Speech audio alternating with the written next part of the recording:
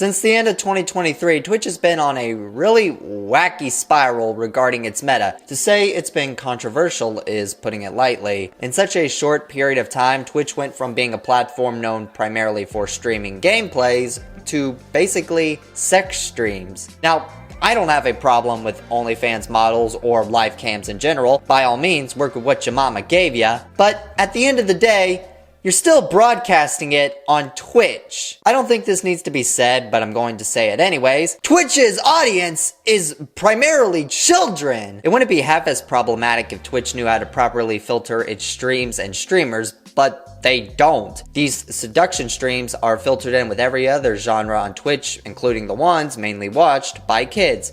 On top of that, there's no age verification when it comes to them, allowing anyone to watch them without regulation. This meta has been blended into the Twitch algorithm where these OnlyFans models and streamers are able to get the highest view per stream simply by wearing the bare minimum of clothing required while playing the games that are constantly trending, like Fortnite. It's been an ongoing issue, especially regarding Twitch's attempts at handling it. Those streamers are like Hydra. If a head is cut off, two more shall take its place. They're constantly adapting at every band, which they can't really even be called that on Twitch, and it all has finally reached its breaking point. Behold, all the gooners are crying a sad river with this latest update to the Twitch policy. Twitch just announced they will be outlawing content that focuses on intimate body parts for a prolonged period of time, and as of this video, the policy should be in effect. And with that, hopefully it will finally exterminate all of these talentless behemoths. I don't think there's a single soul shocked by this decision. I'm shocked it didn't happen sooner. This trend was on the verge of turning Twitch into the next Omegle, only this time it came with the inclusion of titties. With all that said, since this is looking like it will be the end for real this time, I thought it'd be fun to highlight some of the craziest trends that went down throughout it all. Despite my stand on these OnlyFans streamers being talentless, they were very creative with how they adapted at every change. Also, I'm sure this won't apply for this video, but on the off chance some streamer finds this video and calls me out for not properly crediting them as the Kickstarter of said trend, just know, I don't fucking care. This isn't a college essay, it's a goddamn YouTube video. The first incident on Twitch to essentially pioneer this meta was the topless trend. Now, to clarify real quick, I don't know the official names for these trends. I'm just going based off of what others have referred to them as. What is this meta? And also, like, she just wants to relax. Let it all hang out. As you can see, this trend involved women being topless, or under the impression of as topless, but having the camera zoomed in as close as possible to censor the nipples so they can just let their titties hang out. That creator did get banned for it, amongst others, but I wouldn't be talking about this if that was the end right there. Though it is worth mentioning that out of all the creators who've partaken in this meta, the one I just mentioned has received more bans than the rest combined. So I think it's safe to say that if there was a founding father for this, it'd be her. So now that Twitch tackled the topless trend, it then evolved into the infamous black bar trend.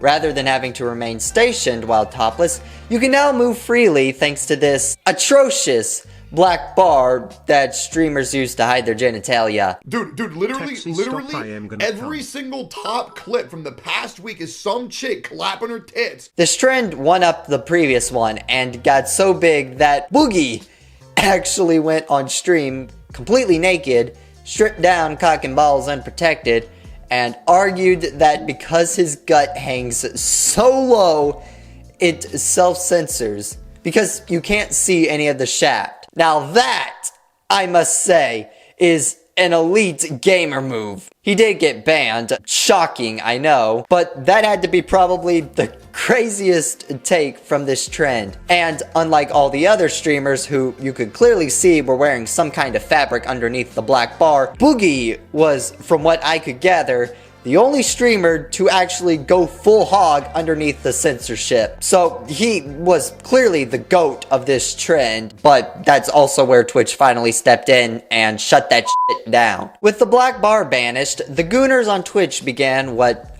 I could only describe as the experimental phase of this meta.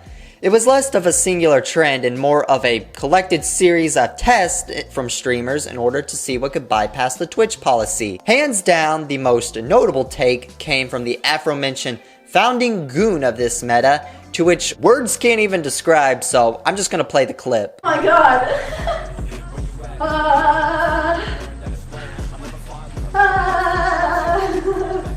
No annoying neighbors. There is more to unpack here than Santa's sack on Christmas. It's a fucking Rube Goldberg of sexual content being displayed. Let's just start by analyzing the visuals. You've got that hentai promo code, which you don't need context to understand its purpose. In the back, you'll see the tiniest kiddie pool available at any Dollar General, with the smallest amount of water, which I'm convinced only took 2 seconds to spit in. The reason that's even there is because Twitch has a policy where you can't wear a bikini or swimsuit on stream unless there's a pool in proximity. So that's her method of bypassing that. You'll then see the mirror behind her, which is to capture her ass as it jiggles from the f***ing ass jiggler 5000 she's standing on. I don't know what that's called, but holy. I also gotta call attention to that swimsuit, because what she's got going on is a double wedgie. Jesus Christ. You cannot convince me she didn't need a pair of pliers to remove that suit after the stream ended. She's going to town on that shake weight, and behind her you'll see the tiniest slip of paper that's used to promote her channel, which I'll most likely censor depending on how much I care.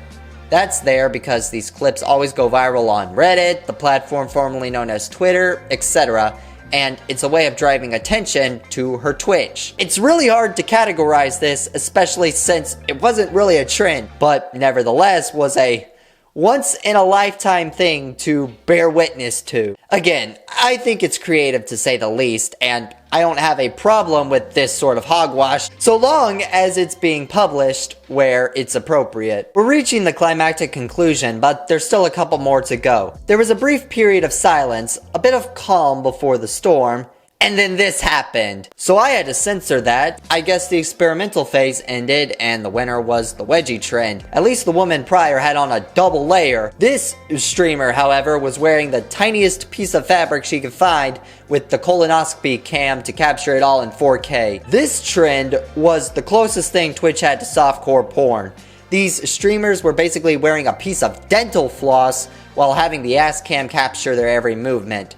There were more buttholes shown on Twitch from this trend than the history of colonoscopy exams. There's not really many notable clips from this. A couple streamers did include the use of a see-through seat as well, but I'd rather move on than continue to talk about what seems to have been some kind of wedgie fetish. And with that, we've finally reached the climactic conclusion of this meta. The final trend that pushed Twitch over the limits was what can only be described as the green screen ass trend. It's pretty simple, sports fans. Streamers were wearing green underwear and have their gameplays broadcast on their buttocks. Ironically, however, this trend seemed to be the only one that included the most clothing yet delivered the finishing blow. After that, Twitch released their new policy update, and it's looking like that will be the end of these lobotomites. Despite all they endured, their resilience may have just ran out. But, as stated in the beginning, these streamers are like Hydra, so who knows, there could very well be a new meta that's underway. I really hope Twitch uses this as a learning experience and starts taking more precaution with what gets uploaded,